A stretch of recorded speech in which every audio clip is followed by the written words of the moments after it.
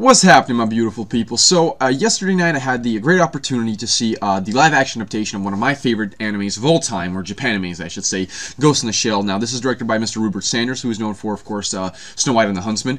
Visually, that movie was beautiful, and not so much everything else, but this movie right here, I think he really did show his directing ability. So let's get down to it.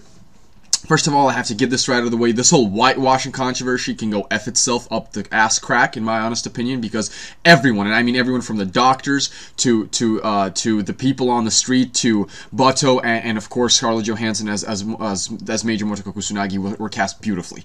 All right, they all fit the roles and they bring the characters from the anime to life, and they look like them, they sound like them, they move like them. Everything, they give those characters justice. Everything from start to finish is beautifully done in this movie when it comes to the castings and the execution of those actors when it comes to their characters. Loved it, loved it, loved it, loved it. Can't stress that enough. Now let's get down to breaking this movie down step by step. First of all, I want to talk about visually. Visually, this movie is awe-inspiring and breathtaking. I can't explain to you guys how beautiful it looks. There are times that you just sit there in awe and you're just like, wow, this is gorgeous. And they brought the anime universe to life, which I am so thankful for. Rupert Sanders, really tip my hat off to you, man.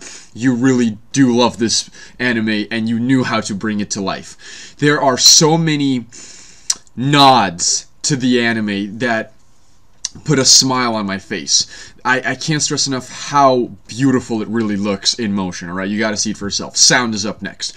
Sound-wise, the soundtrack is, in my opinion, even better than the original. At first, I was like, I'm not sure if I like this, and the more the movie went on, I was like, this is glorious, just glorious, and I can't stress enough how glorious it is, because every scene that the music hits in, it just hits it perfectly. The adaptation of the original soundtrack, molding it with the new soundtrack, really pays homage to it, but in a way that fits this live action adaptation better than even the soundtrack fitted the actual anime. It's mind-boggling. You really do have to see it for yourself. And also, when it comes to like the gunshots and the way that the world sounds, all of that is beautifully molded together, and the sound really does complement the visuals of this movie. So I love that as well. Then we go down to the story. Now, the story to me, I didn't really think I was going to say this, but it's actually better than the original Japanime. Everything I wanted to be more elaborated on and touched upon in the original anime is touched upon in this. Without any spoilers, I'll just give you an example. We see how Boto gets his eyes, you know, his actual cybernetic eyes. We see Motoko Kusanagi's, well, not see, I should say, but it is touched upon and heavily explored in the movie of Motoko Kusanagi's previous life before she was a cyborg. You know, before she was, you know, just a brain put into a shell. That, to me, was one of the best plot points in the entire movie. I think that makes her that much more humane and that much more relatable, and you can actually feel for Motoko and actually understand her and see her, there's an actual explanation for her actions, a little bit more elaborated upon in the live-action adaptation. You know, and I really like that. I really like that. I think that's the one thing I remember sitting down and being like, okay, I would really like them to, I mean, talking about the anime here, I would really like them to touch upon, you know, where does Motoko come from? What was her life before this? You know, that should be, in my opinion, that should be a very big plot point, and in this movie it is, and it's done so well. I thought that the only thing I would wish it was a little bit better done, and it's such a minor nitpick, I think that the interaction she had with a person from her from her life before she was a cyborg could have been executed a little bit better, but that's such a minor nitpick. It's still very beautiful and it's still very touching. Could have been done a little bit better, my personal opinion, and you'll see once you watch the movie. Hopefully you do. Continuing on, I think that the way that Mr. Sanders took all of those epic, orgasmic scenes from the original anime and the way he wrote them in and the way he put them into this movie is so well done, because every beautiful scene and every just scene that you wanted from the original to be in here is here, but it's tweaked for this specific adaptation of the story, and it's molded so goddamn beautifully. But and the director knew that, yes, I know you want to see this in this movie, and I will give it to you. I'll just give you a way that it fits my variation of the story, but still you will love it as a fan of the original anime. So for that, I really can't stress enough how good that is done. Scarlett Johansson as Major Motoko Kusanagi is like one of the best castings I've seen, because she knows how to properly portray that emotion of not knowing what's going down in her mind and her ghost. You know, she's questioning, is she human? Is she a robot?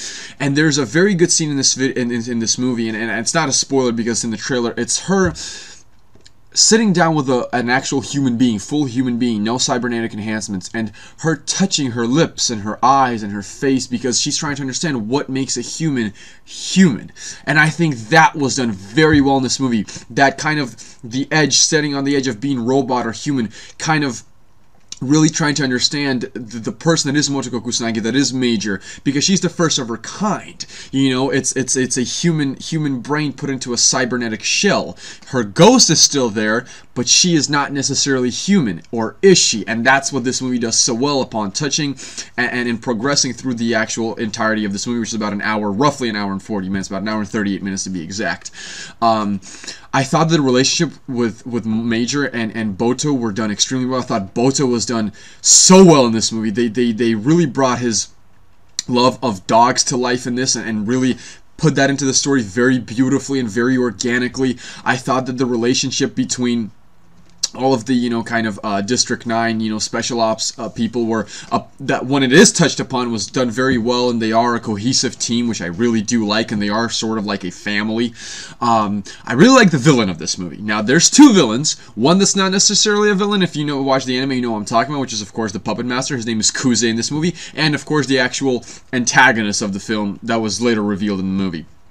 Now, I like the new take on Puppet Master. I think that I like the original take a little bit more, but the way that this is written and written into the story while paying homage to the anime, I love. I can't stress these things enough. Like, I'm being real, people. They take the anime and they make it that much better, alright? And they make the story that much more interesting and that much more relatable from a human perspective. And I thought the guy who plays Kuze, I'm sorry I'm not remembering the actor's name, was perfect. The way he you know, stutters in the movie because his obviously cybernetics are stuttering is fantastic. Every time he's in a scene, he kind of grasps your imagination and he really holds you in the palm of your hands, which is really cool. Let's talk a little bit more about the movie. Let's talk about the action. When it's there, it's hot. Alright? It's hot. There's a scene, without spoilers, there's a scene that Scarlett Johansson's Major is in a I guess it's a strip club, you can say, or just a club, and then there's a private room where there's, you know, a strip bowl, and it's a very small room, and she's handcuffed to it. And my God, she just annihilates 3 or 4 people in that room while still being handcuffed. That stretchy ability is just, oh my Lord. But seriously, the action in this film, when it's there, it's fantastic. The music really does a good job of making you feel the epicness of the action sequence. And then the great climactic action sequence, which is, of course, with the spider tank, is so well visualized. It's just glorious to look at. It's haunting. It's terrifying. So really, really good job done from all the people involved in the cast. And I really do have to say, it is a very, very big CGI heavy film.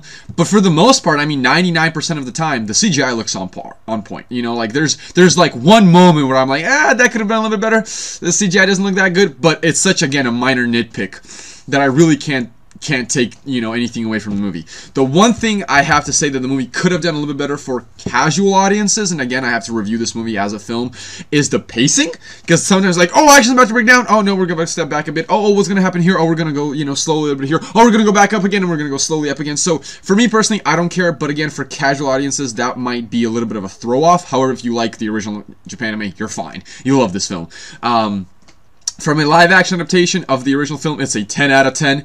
As a film, it's a 9 out of 10, and I really do mean this. I'm trying to review this as just a film, not as a fanboy. It is that goddamn good. It is beautiful, alright? Some people might like it, some people might hate it, some people might love it. I fucking love it, alright? I can't stress this enough. Go see this movie. Buy it on Blu-ray because I know I will be, and I'm probably going to go see it again because of how much I like this film. If you guys enjoyed the movie, comment in the comment section below. Let your boy know. Let's have a conversation about it. If you were going to go see the movie because of this review, also let me know. If you enjoyed my review, like, comment, share, and subscribe. Really do appreciate that as well. Hope you have a wonderful day, and peace out, guys. I've been so alone ever since I left the tribe. That's just how it goes, 'cause I like to